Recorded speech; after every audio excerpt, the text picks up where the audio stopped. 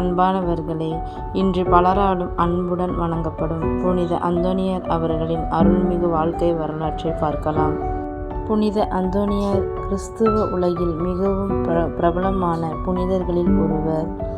இவர் 1195ஆம் ஆண்டு போர்ச்சுகல் நாட்டின் லிஸ்பன் நகரில் பிறந்தார்.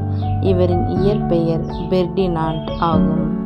இளம் வயதிலேயே இறைவன் மீது அதிக அன்பு கொண்ட அவர் தேவாலய வாழ்க்கையை தேர்ந்தெடுத்தார்.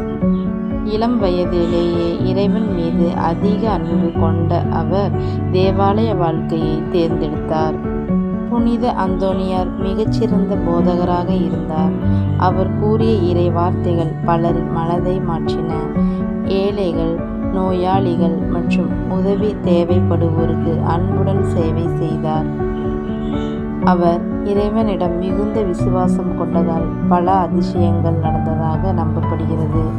தொலைந்த பொருட்களை கண்டுபிடிக்க உதவும் புனிதராக மக்கள் அவரை வேண்டிக் கொள்கிறார்கள்.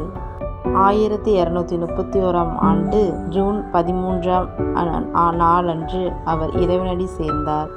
பின்னர் திருச்சபை அவரை புனிதராக அறிவித்தது. இன்று உலகம் முழுவதும் ஜூன் 13ஆம் நாளன்று புனித அந்தோனியார் திருநாள் கொண்டாடப்படுகிறது. ஆமீன்.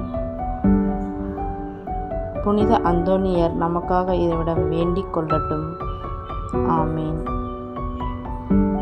இந்த வீடியோ பார்த்த எல்லாருக்கும் நன்றி.